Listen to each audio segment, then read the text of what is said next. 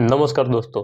कई लोगों का मेरे वीडियो पे कमेंट आया कि जीके जीएस का तैयारी कैसे करें, हम बिगिनर हैं और कैसे किस तरीक़ा से पढ़ें ताकि जीके जीएस हमें याद हो जाए और प्रैक्टिस भी अच्छा हो पाए।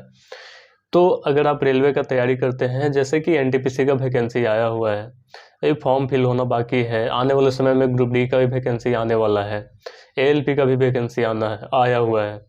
तो अगर आप इन सब चीज़ों का तैयारी कर रहे हैं और मैथ और रीजनिंग तो आपका अच्छा है ही, लेकिन जीके जीएस में आपको परेशानी हो रहा है, स्कोर नहीं हो पा रहा है, तो आज के इस वीडियो में हम आपको बताने वाले हैं कि जब हमारा एग्ज़ाम था रेलवे का, तो हम किस प्रकार से अपने जीके जीएस को अच्छा किए थे और तैयारी किए थे और प्रैक्टिस कैसे किए थे, ताकि मेरा जो है फाइनल सिलेक्शन हो पाया। किसी भी एग्ज़ाम में जीके जीएस का एक अहम रोल होता है। आपको सिलेक्शन तो मैथ और रीजनिंग दिला देगा, लेकिन आपको अगर बेस्ट स्कोर करना है या फिर अच्छा रैंक लाना है तो आपको जीएस पे ज़्यादा फोकस करना पड़ेगा। तो भाई हर किसी के साथ ऐसा होता है कि जो जीके जीएस है याद करते हैं लेकिन वो भूलते जाते हैं, क्योंकि जिस वैकेंसी में हम ज्वाइन किए हैं रेलवे, उसका जब एग्ज़ाम था तो ये समस्या हमारे साथ भी होता था और अभी भी होता है, क्योंकि अभी भी मेरा तैयारी जो है जारी है। तो अभी भी ये समस्या है, थोड़ा बहुत तो है, क्योंकि ड्यूटी भी करना रहता है और पढ़ाई भी करना रहता है, तो दोनों को टाइम देना किसी के लिए भी थोड़ा सा डिफ़िकल्ट हो जाता है। तो दोस्तों मैक्सिमम लोग ऐसे स्टूडेंट होते हैं जो कि लूसेंट फॉलो करते हैं या फिर क्राउन बुक का फॉलो करते हैं। तो सारे बुक अच्छे होते हैं, लूसेंट पढ़िए या फिर क्राउन पढ़िए। तो अगर आप लूसेंट फॉलो करते हैं तो आप जब लूसेंट का 2 बुक आता है, लूसेंट का पहला बुक है सब्जेक्टिव, दूसरा है ऑब्जेक्टिव। अगर आप सब्जेक्टिव बुक पढ़ते हैं, मान के चलिए कोई किसी भी सब्जेक्ट का कोई चैप्टर पढ़ रहे हैं, जैसे पॉलिटी में आप मौलिक अधिकार पढ़ रहे हैं, फंडामेंटल राइट पढ़ रहे हैं, तो वहाँ से पढ़ने के बाद लूसेंट का जो ऑब्जेक्टिव बुक आता है, आप उसमें जाकर उसी चैप्टर का प्रैक्टिस कीजिए।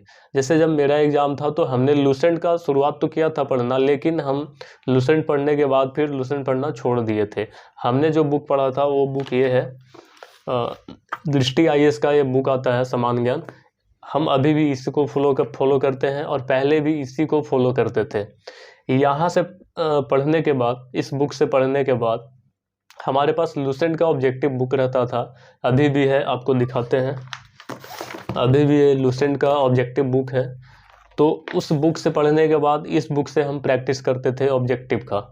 कोई भी चैप्टर पढ़े उस बुक में तो यहाँ पे आके उसका प्रैक्टिस करते थे। तो आप भी जो बुक भी फॉलो करते हैं उसी बुक को फॉलो कीजिए, और जो ऑब्जेक्टिव वाले बुक है उसमें जाकर आप प्रैक्टिस कीजिए उसका। और तीसरी चीज़ जो हम फॉलो करते थे वो है वन लीनियर, जिसका क्वेश्चन रहता था रुक्मिणी प्रकाशन का सार संग्रह बुक आता है। ये हम शुरू से ही फॉलो करते हैं इसको, क्योंकि इसमें जितना भी प्रीवियस ईयर का क्वेश्चन है एक जगह कलेक्शन करके दिया रहता है सब्जेक्ट वाइज। तो ये रुक्मिणी प्रकाशन का भी अच्छा बुक है। ये तो बात हो गई कि कौन सा बुक हम फॉलो करते हैं। अब हम बताते हैं कि इसको पहले कैसे पढ़ते थे और अब कैसे पढ़ते हैं। जैसे कि मान के चले आज मौलिक अधिकार पढ़े, फंडामेंटल राइट पढ़े, तो आज जो पढ़े वो कल फिर से उसका रिवीजन करते थे और कल नया चैप्टर पढ़ते थे। जैसे फंडामेंटल राइट के बाद फंडामेंटल ड्यूटी जाता है, मौलिक कर्तव्य आता है, तो मौलिक कर्तव्य पढ़ते थे तो उससे पहले हम उसका एक स्पीड रिवीजन कर लेते थे मौलिक अधिकार का। तो कोई भी चैप्टर जो आप कल पढ़े हैं उसका रिवीजन आप आज कीजिए, स्पीड रिवीजन, और फिर आज नया चैप्टर का शुरुआत कीजिए। तो इस तरीक़ा से आप जो फॉलो कीजिएगा ना, यानी कि कल जो पढ़े उसका आज रिवीजन, क्विक रिवीजन होना चाहिए, और फिर अगले पेज या अगले चैप्टर का रिवीजन करिए। तो जो आप कल पढ़े हैं वो आज फिर से आप पढ़ लिए तो आपको माइंड में रिकॉल हो गया। रिकॉल हुआ तो फिर आप वो चीज़ माइंड में आपके सेट हो जाता है, भूलने में काफ़ी समय लगता है। और दूसरी चीज़ की मल्टीपल सोर्स से आप प्रैक्टिस कीजिए। जैसे कि हमने बताया ऑब्जेक्टिव का लूसेंट आता है या क्राउन आता है, कोई भी बुक फॉलो कीजिए, या फिर बहुत सारे मटेरियल ऐसे आते हैं ऑब्जेक्टिव टाइप का जिससे आप प्रैक्टिस कर सकते हैं। या फिर आप जिस जगह पे रह के तैयारी कर रहे हैं वहाँ पे क्यूज चलता है। क्यूज भी एक बहुत बेस्ट ऑप्शन है जीके को रिवीजन करने के लिए, याद करने के लिए, क्योंकि जीके जो है ना सुनने से ज़्यादा याद होता है।